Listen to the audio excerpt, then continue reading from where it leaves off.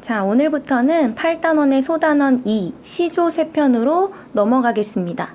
자, 사실 시조라고 하는 거 여러분들 선생님이 1학기 때 한번 설명했었어요. 우리 1학기 때 서정, 서사, 극, 교술 4가지 문학 갈래의 특징 배웠었잖아요. 그 중에서 선생님이 서정 갈래 설명하면서 서정 갈래들 중에서 막 현대시 설명하면서 오늘날의 시에는 형식이 정해져 있지 않은 자유시들이 굉장히 많지만 딱 형식이 정해져 있는 경우도 있었다라고 하면서 그 예로 시조를 얘기했었거든요.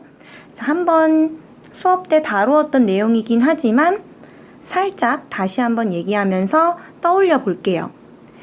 자, 선생님은 미리 시조 3편, 자, 교과서 358쪽입니다. 여기에 왼쪽에다가 선생님은 1학기 때 여러분들에게 설명했던 정몽주의 단심가라는 작품을 써가지고 왔어요. 한번 보세요. 자, 우선 시조라고 하는 요 문학 갈래는요, 우리나라 고유의 문학 갈래인데 서정 갈래입니다. 자, 근데 얘는 고려 말에서 조선 초, 그러니까 고려에서 조선으로 넘어가는 그 시기에 처음으로 이제 창작이 되기 시작했던 갈래입니다. 자, 그런데 시조는 좀 형식이 정해져 있어요. 그래서 그 형식을 요 작품을 가지고 볼게요. 보면 시조는 굉장히 간결합니다. 그래서 오늘날로 따지면 하나, 둘, 셋, 3개의 행으로 이루어져 있거든요. 자, 그런데 시조는 행이라고 하지 않고 맨 처음에 오는 장을 초장이라고 합니다. 여기다 쓸게요. 초장. 그 다음에 두 번째로 오는 장은 그래서 중장이라고 합니다. 마지막에 오는 장은 종장이라고 하고요. 즉 이렇게 3개의 장으로 구성이 되어 있는데 각각의 장을 한번 살펴보면, 자, 볼게요. 이 몸이 죽고 죽어, 이렇게 끊어 읽을 수 있습니다. 100번 고쳐 죽어, 이렇게 끊어 읽을 수 있어요. 즉 내가 죽고 죽어서 100번을 계속 거듭해서 죽는다고 해도, 그 다음 중장, 백골이 진토되어, 백골은 흰뼈라는 뜻입니다. 백골, 내 뼈가 계속 고쳐 죽으면 뼈도 이제 다 가루처럼 이렇게 뭐라고 하죠? 부스러질 거 아니에요. 그래서 내 뼈가 진토, 먼지와 흙먼지가 되어서 이렇게 또 끊어 읽을 수 있고요. 그래서 내 영혼이라고 하는 게 있고 없고, 있든지 없든지 간에, 이런 식으로. 마지막 종장, 임을 향한 일편단심이야. 임을 향한, 이때의 임은 고려, 나라를 얘기하거든요. 내가 우리 고려를 위한 나의 변함이 없는 마음은 가실 줄이 있으랴, 즉 사라지지 않을 것이다 라고 말하는 정몽주의 단심가였습니다. 이거 내용은 선생님이 1학기 때 설명했기 때문에 넘어갈게요. 지금 선생님이 다시 설명하고 싶은 건 시조의 형식이에요. 초장, 중장, 종장, 즉 시조는 3개의 장으로 구성이 되어 있고요. 그 다음에 하나의 장은 2개의 구로 끊어 읽을 수 있습니다. 그래서 얘가 1구, 2구, 밑에 3구, 4구 이렇게 해서 6개의 구로 이루어져 있습니다. 그 다음에 이 모든 글자 수를 다 더하면 45자 내외가 됩니다. 그래서 이게 시조의 형식이라고 했어요. 그 다음에 두 번째 형식을 찾아보면 일정한 리듬감이 느껴집니다. 보면 이 몸이 죽고 죽어, 100번 고쳐 죽어, 백골이 진토되어 넋이라도 있고 없고, 임양한 일편단심이야, 가실 줄이 있으랴 라고 해서 하나의 장이 4개의 덩어리로 끊어서 읽힙니다. 그래서 이 리듬감을 사음보라고 합니다.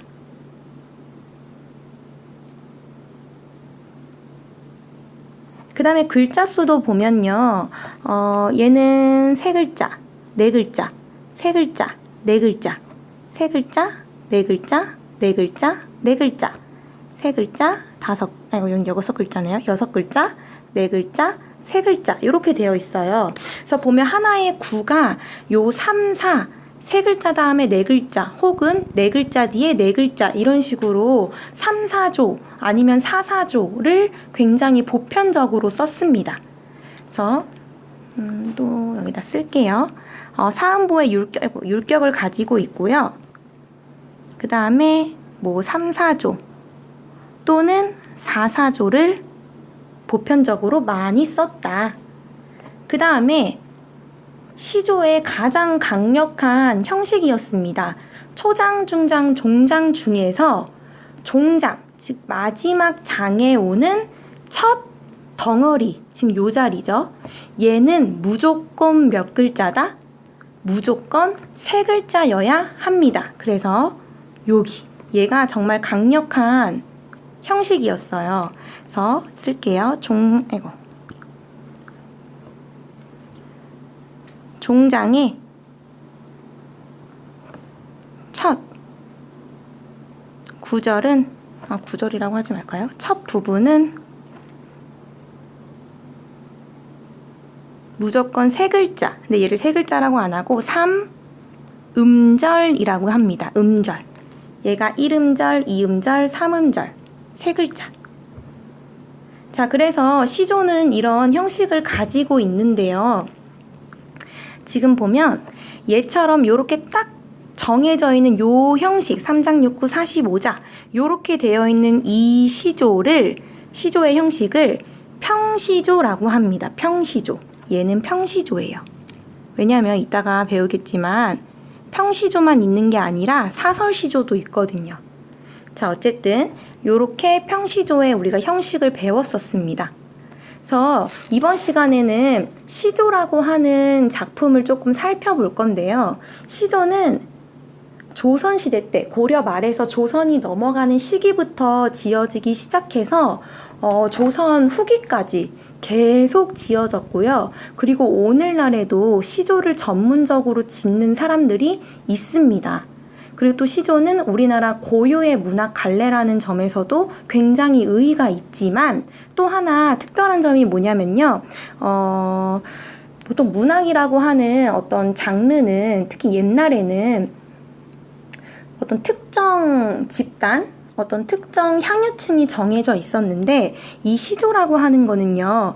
맨 초반에는 약간 사대부 중심으로, 그러니까 사대부, 양반, 이건 안 써도 돼요, 여러분. 이따가 다시 선생님 정리해 줄 거니까. 사대부 양반을 중심으로 시조가 좀 지어지기 시작해요. 그런데 그들만의 문학으로 끝나는 게 아니라 나중에 이게 조금 시간이 지나다 보면은 조선 전기에도 그랬지만 사대부뿐만이 아니라 기녀들 또 시조를 짓기 시작해요. 기녀라고 하는 건 기생을 의미합니다. 그래서 여러분 조선시대에 굉장히 유명한 기생 중에 한 명인 황진이가 정말 시조 작품을 잘 지었거든요. 그것도 선생님이 설명을 해줄 거예요. 그래서 이런 경우에도 뭐 기녀들도 작품을 짓기 시작했고요. 그러다가 조금만 더 지나가다 보면은 기생뿐만이 아니라 그냥 일반 백성들, 평민들까지도 시조를 짓기 시작합니다. 그래서 이 시조라고 하는 갈래는요, 거의 모든 계층이 아울러서 향유하고 창작했다는 점에서 굉장히 좀 의의가 깊어요. 그래서 정리를 여기다 쓰면은, 모든 계층이 창작하고 향유했다는 점에서 굉장히 의의가 있습니다. 약간 조선시대 때 굉장히 뭔가 히트쳤던, 유행했던 그런 문학 갈래였던 것 같아요. 자, 그럼 잠깐 이제 시조 갈래에 대한 설명은 여기까지 하고요. 이제 3개의 작품을 살펴볼 건데, 일단 가는 원석천이라고 하는, 여기 이 인물에 대한 설명도 나와 있어요. 고려 말에, 그리고 조선 초에 은사예요. 은사라고 하는 거 이렇게 숨어서 이렇게 어딘가에 숨어 있는 선비 이런 뜻이거든요.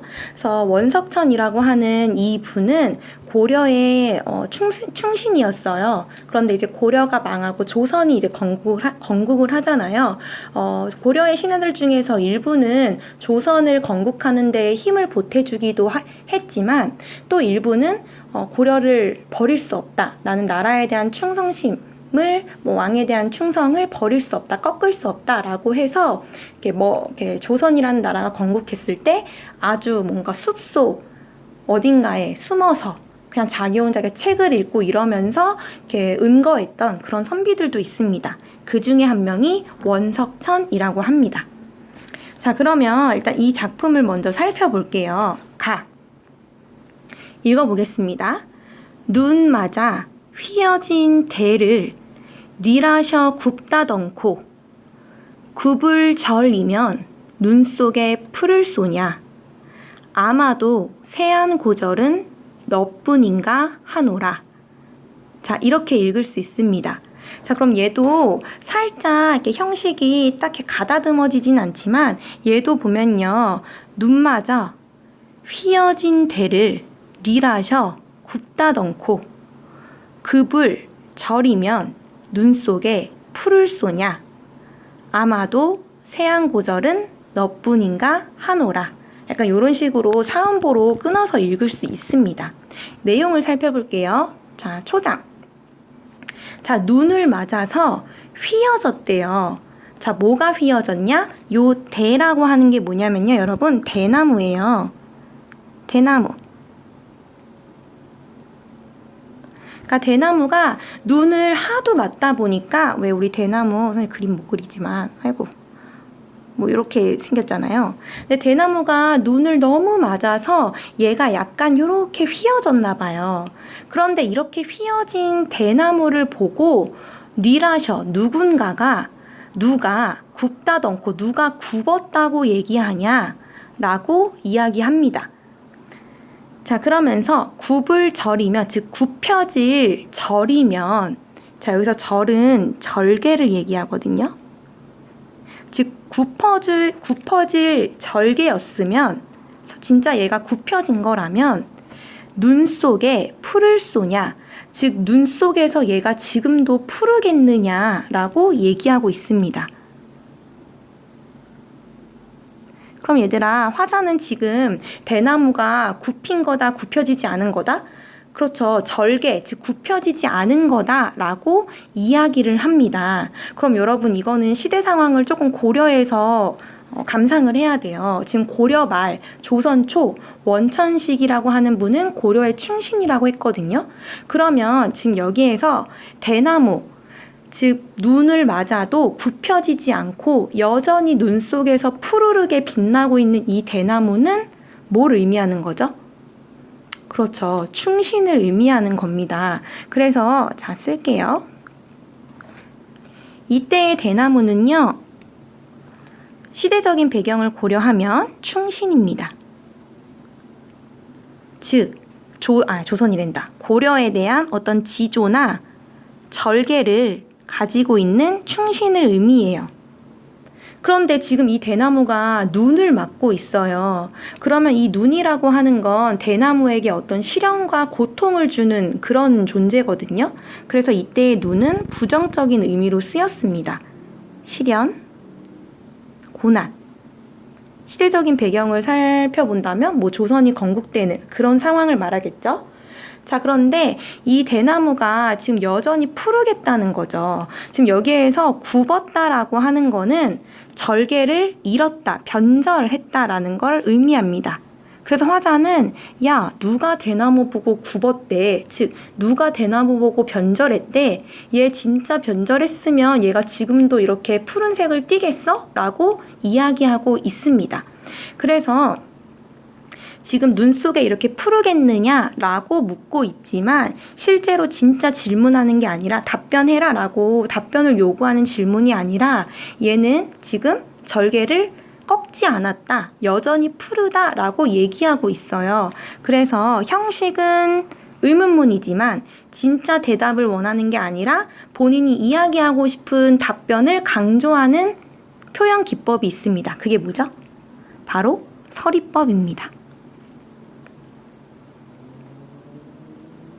그래서 이걸 통해서 어떤 화자, 그러니까 대나무의 지조 절개, 다시 말하면 화자의 지조, 절개를 강조하고 있습니다.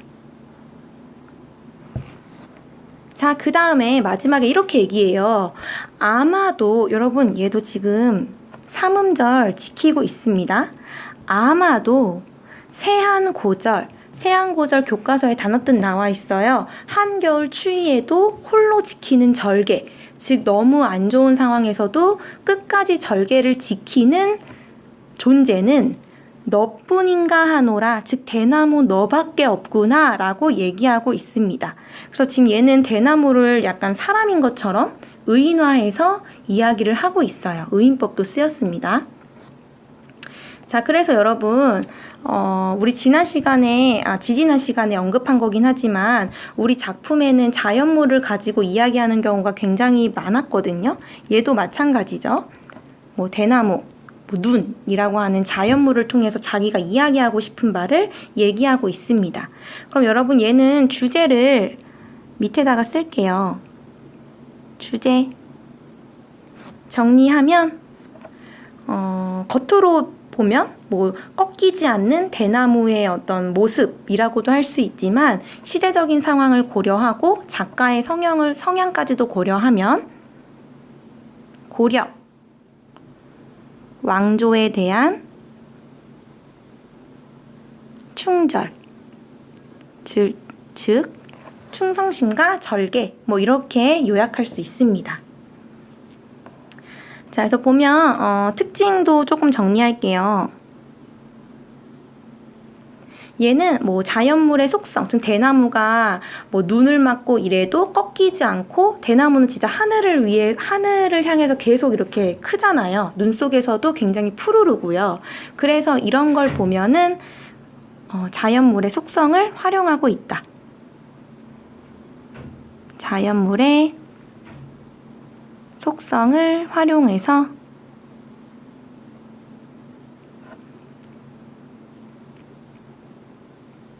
화자의 굳은 절개와 의지를 표현하고 있습니다.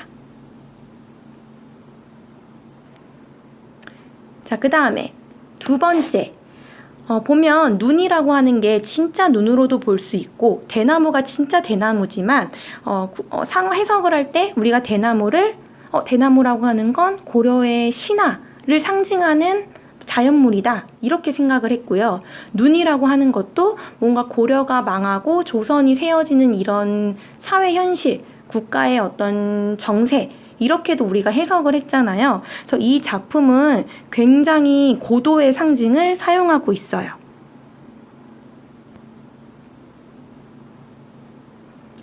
그 다음에 아까 얘기했지만 좀 세부적으로 들어가면 서리법이랑 의인법이 사용됐습니다.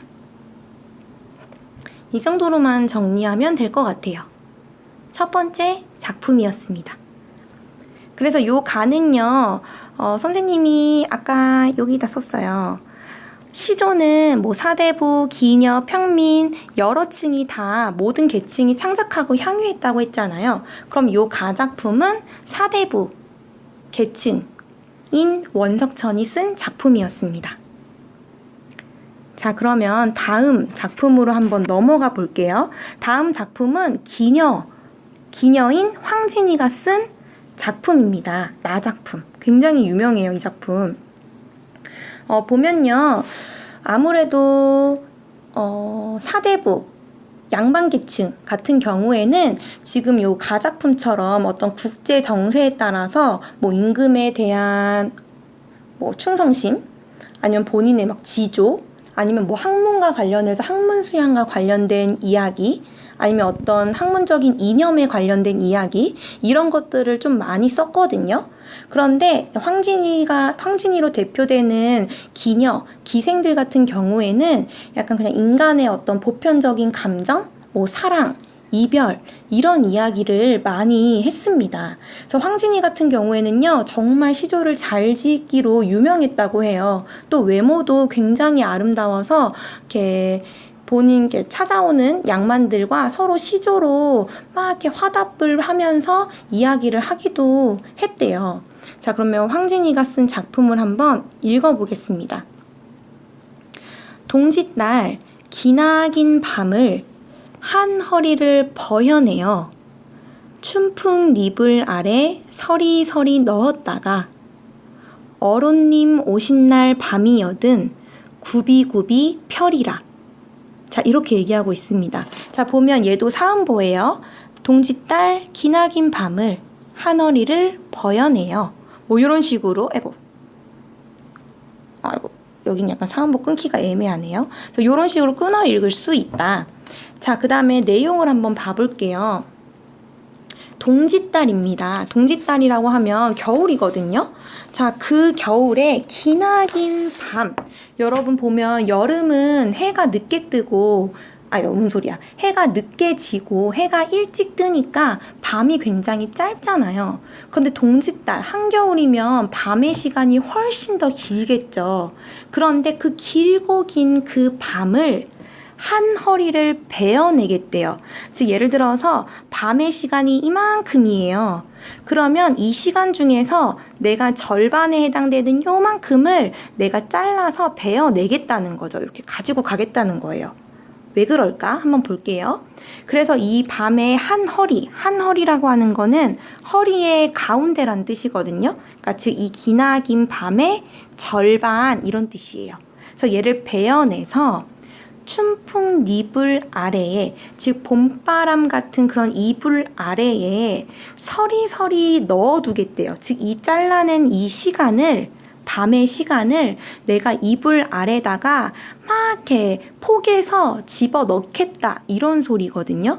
서리서리라고 하는 건 여러분 어떤 실이나 뭐 새끼줄 뭐 이런 것들을 약간 둥그럽게 이렇게 동그랗게 이렇게 포개서 감아놓은 모양 을 얘기합니다. 뭐 이렇게 동글동글 이렇게 감아놓는 그 모양을 얘기해요. 자, 그래서 얘를 이불 아래다가 집어넣겠대요. 그러면서 이런 얘기를 합니다. 어론님 오신 날, 어론님이라고 하는 거는 정분을 맺은 임이란 뜻이거든요. 즉 내가 사랑하는 임이죠. 즉 사랑하는 임이 오신 날 밤이여든, 그날 밤이 오거든 굽이굽이 펴리라. 자, 굽이굽이라고 하는 건 여러 굽이로 구부러지는 모양 이런 뜻이거든요. 어쨌든 얘를 이불 안에 집어넣었던 시간을 내가 막 꺼내서 펴겠대요. 그럼 여러분 왜 사랑하는 이미 온 날 밤에 왜 내가 이거를 숨겨놨던 시간을 왜 펴내죠? 그렇죠. 이미 온 날 밤은 내가 숨겨놨던 시간을 붙여내서 더 임과 오랫동안 함께 있고 싶다라는 내용을 이야기하고 있어요. 이해되나요, 여러분? 자, 지우개로 살짝 지우고, 자, 다시 초장부터 보겠습니다. 자, 그럼 여러분, 이 화자가 잘라내고 싶어하는, 즉 짧게 만들고 싶어하는 이 동짓날 기나긴 밤은 누가 없는 시간이에요? 그렇죠. 사랑하는 임이 없는, 사랑하는 임이 없는 밤이에요. 그럼 내가 사랑하는 사람이 없다 보니까 이날 밤이 나한테는 굉장히 힘든, 고통을 주는 시간이겠죠. 그래서 이 기나긴 밤의 한가운데를 잘라내서 내가 얘를 이불 안에다가 막 고이 접어놨다가 사랑하는 사람이 온 그날 밤에, 즉 사랑하는 임과 함께일 때 내가 얘를 펴서 이어 붙여서 임과 더 오래 있고 싶다라고 이야기하고 있습니다. 자, 그래서 보면요, 표현상의 특징 정리하겠지만 여러분 우리가 시간이라고 하는 거를, 시간의 가운데를 잘라서 이불 안에 집어넣었다가 얘를 또 굽이굽이 펴낼 수 있어요? 없죠. 얘는 시간이라고 하는 거는 우리가 뭐 어떻게 꺼내고 집어넣고 잘라내고 이어 붙이고 이렇게 할 수 없는 추상적인 관념이잖아요. 근데 이거를 마치 우리 눈앞에 있는 사물을 다루듯이 이야기하고 있어요. 우리 눈앞에서 막 잘라서 집어넣고 이런 것처럼 이야기하고 있다고요. 그래서 얘의 일단 특징을 설명하기 전에 주제부터 볼게요. 자, 주제.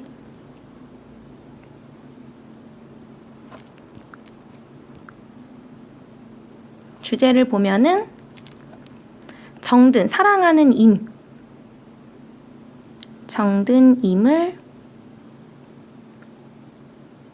그리워하는 애틋한, 아이고야, 애틋한 정을 의미합니다. 애틋한 정. 그럼 여러분 지금 사랑하는 임이 왔어요? 안 왔어요? 아직 오지 않았어요. 사랑하는 임이 오면 나 이렇게 펼 거야 라고 얘기하고 있는 겁니다. 자, 그 다음에 특징을 볼게요. 첫 번째 특징, 선생님이 지금 얘기했던 거, 추상적인 개념. 즉 시간이라고 하는 눈에 보이지 않는 그런 추상적인 개념을 잘라내고 넣었다가 붙여낸다 막 이런 식으로 구체적으로 우리 눈앞에 보이는 사물처럼 형상화하고 있습니다.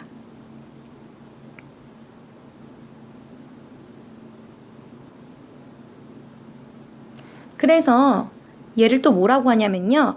시간이라고 하는 관념, 생각을 마치 눈에 보이는 것처럼 표현하고 있다라고 해서 관념의 시각화라고 합니다.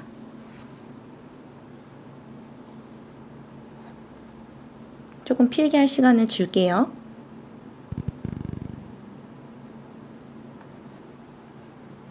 그 다음에 황진이를 비롯해서 기녀들, 기생들이 쓴 작품 중에 좀 의미가 있는 것 중에 하나가 뭐냐면 이런 식으로 막 서리서리, 구비구비 약간 이런 식으로 우리말의 약간 의성어나 의태어나 약간 우리말의 묘미 같은 걸 좀 잘 살린 작품들이 많아요.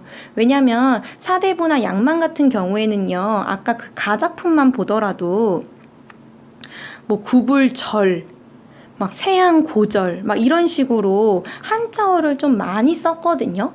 아무래도 이렇게 한자를 많이 알고 쓰는 계층이었기 때문에. 자, 그런데 평민들도 그렇지만 기녀들도 어떤 한문의 어떤 어려운 말을 쓴다기보다는 우리의 말, 즉 한글의 약간 묘미를 살릴 수 있는 단어들을 좀 많이 썼어요. 그래서 이 작품도 특징 중에 하나가 그것입니다. 그래서 서리서리, 구비구비 약간 이런 식으로 어떤 모양, 어떤 적절한 의태어를 사용하고 있어요. 적절한 의태어의 사용으로 우리말의 묘미를 잘 살렸다.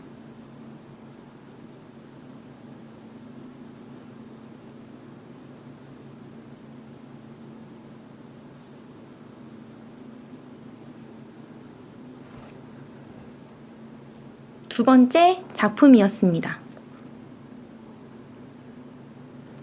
자, 그 다음에 다작품을 볼게요.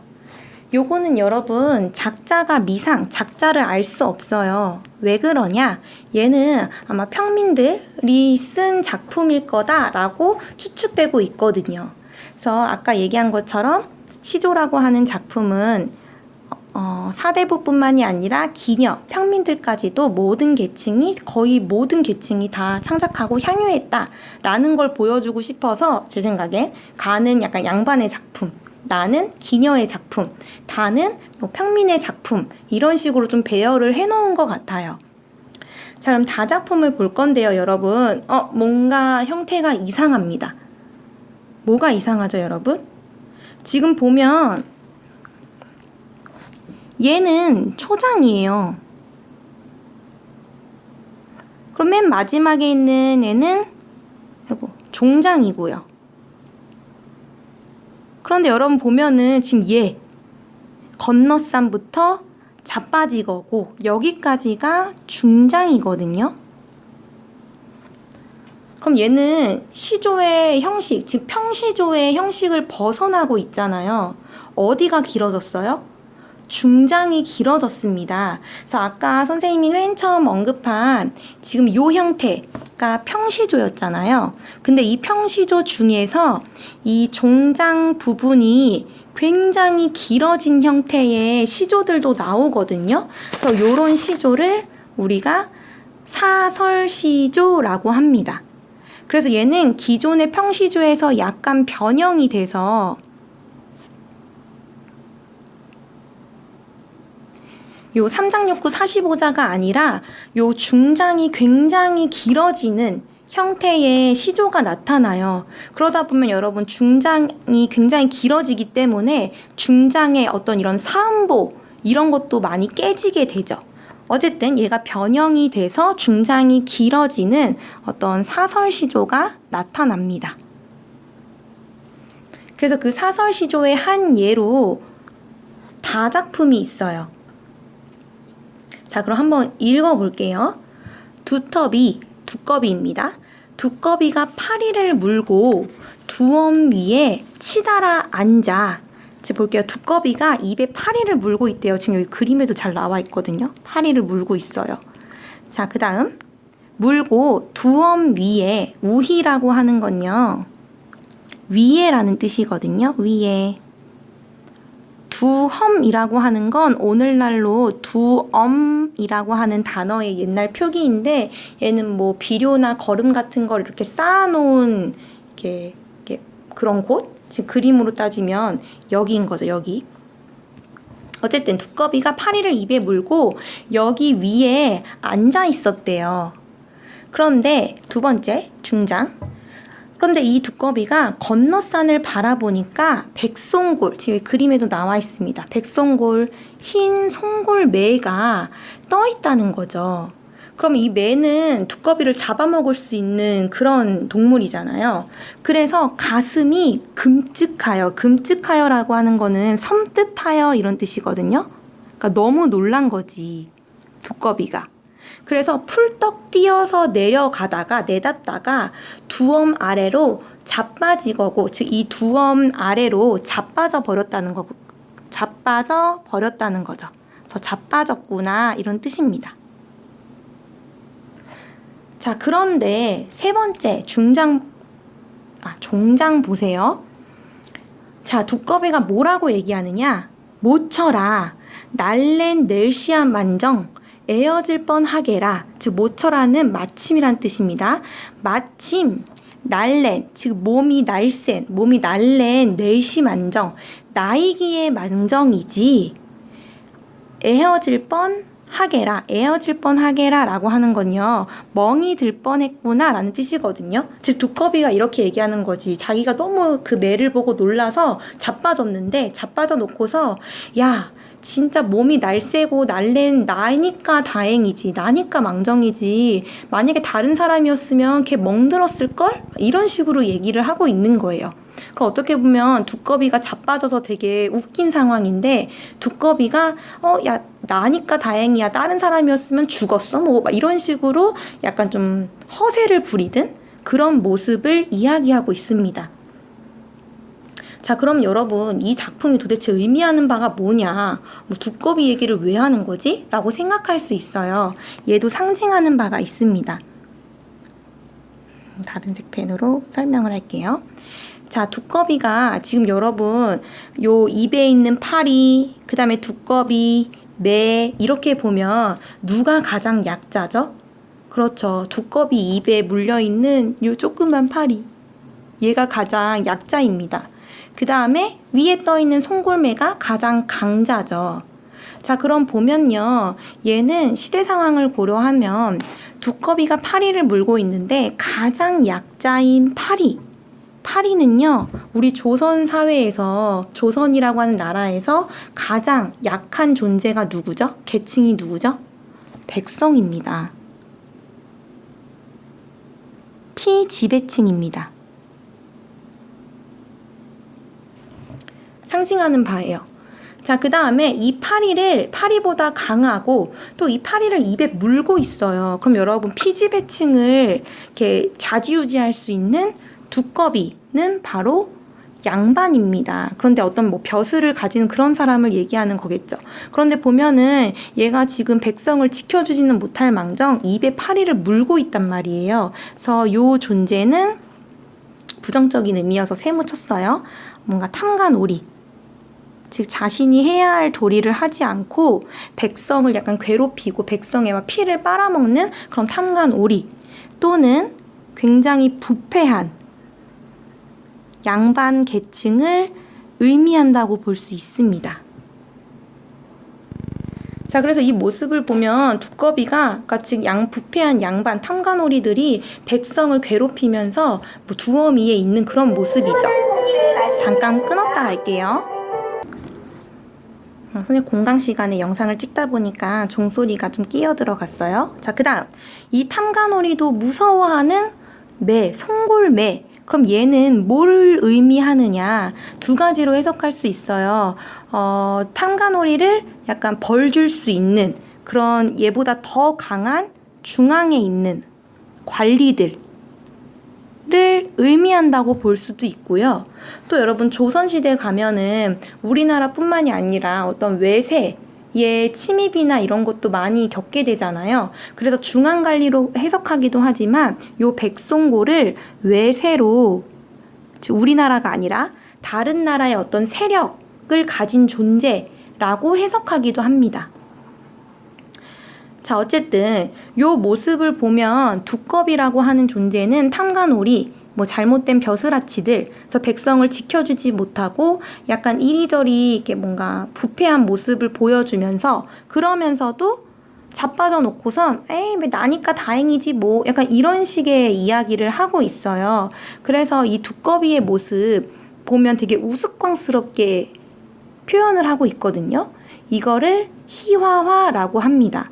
그래서 굉장히 우스꽝스럽게 희화화를 하고 있는데 이 두꺼비의 모습을 보면요. 굉장히 약자에게는 강하고 강자에게는 약한 모습을 보입니다. 그래서 이런 두꺼비의 모습을 희화화하고 있다. 자, 그 다음에 또 허세를 부리고 있죠. 야, 나니까 다행이지 뭐 약간 요런 내용.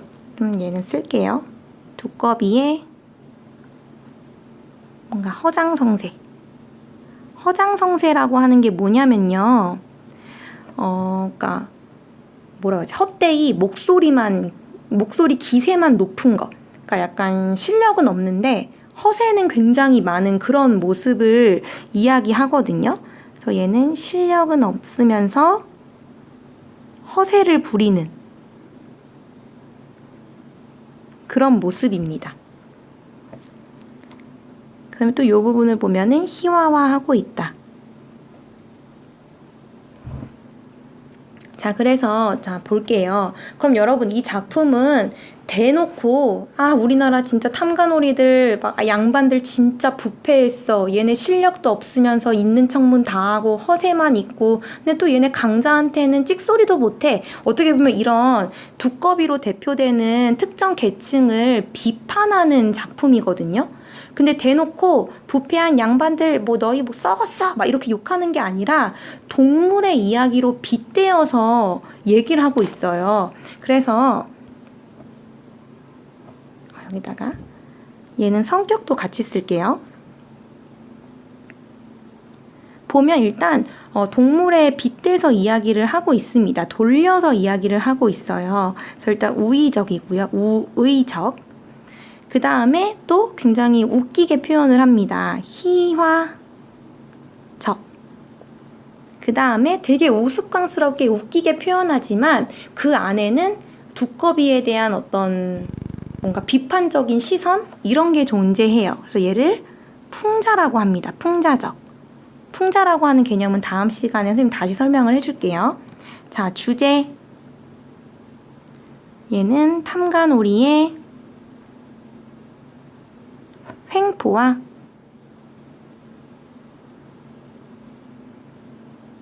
약육 강식의 세태를 풍자하고 있다. 즉 강한 자가 약자를 이렇게 뭐 먹고 뭐 이런 모습을 풍자하고 있습니다. 자, 그래서 특징은 사실 성격에 다 드러나 있어요. 특징 뭐 일단 풍자를 쓰고 있다는 거, 이 풍자 개념을 배우고 나서 선생님 다시 설명을 해줄게요. 그래서 약간 희화화하기도 하고 웃음을 유발하는데 그냥 웃기기만 하고 끝나는 게 아니라 이 안에 비판의 시선이 숨겨져 있다. 자, 그 다음에 겉으로 보면 두꺼비, 뭐 파리, 송골매의 이야기지만 사실 얘는 사람 어떤 특정 계층, 특정 그룹을 대표하기도 하거든요. 그래서 얘는 우의적으로 뭐 표현을 하고 있다. 의인법을 통해서, 의인화를 통해서 우의적으로 드러내고 있다.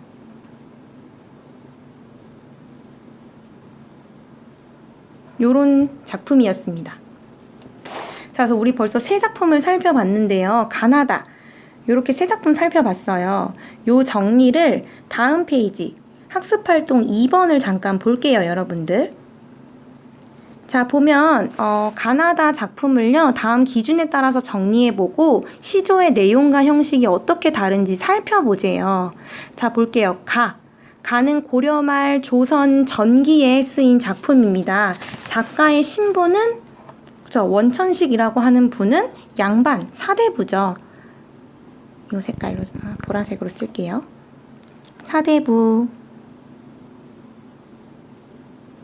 그 다음에 내용상의 특징을 보면은 어떤 신하로서의 어떤 지조 아니면 충성심, 충절을 강조하고 있습니다. 그 다음에 형식상의 특징을 보면 3장 6구 45자 내외의 형식, 딱 평시조의 그 형식을 잘 지키고 있고요. 각 장도 사음보 유지하고 있습니다. 그 다음에 나 작품은 황진이 작품이잖아요. 작가의 신분은 기녀, 기생이고요. 그 다음에 내용상의 특징을 보면 사대부가 뭐 지조, 충절 이런 걸 얘기했다면 기녀는 내가 사랑하는 님과 함께하고 싶은 그 간절한 마음, 즉 인간의 정서. 왜 사랑이라고 하는 거는 사람이라면 누구나 다 겪는 그런 보편적인 감정이잖아요. 그래서 인간의 정서를 진솔하게 드러내고 있다.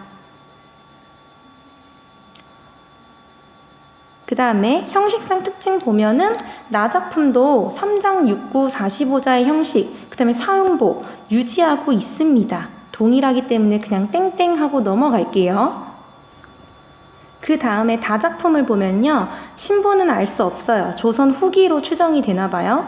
그 다음에 내용상의 특징을 보면은 얘는 당대의 어떤 사회 현실, 당시 사회 현실을 반영하고 있고요. 그 다음에 뭔가 부조리한 세태,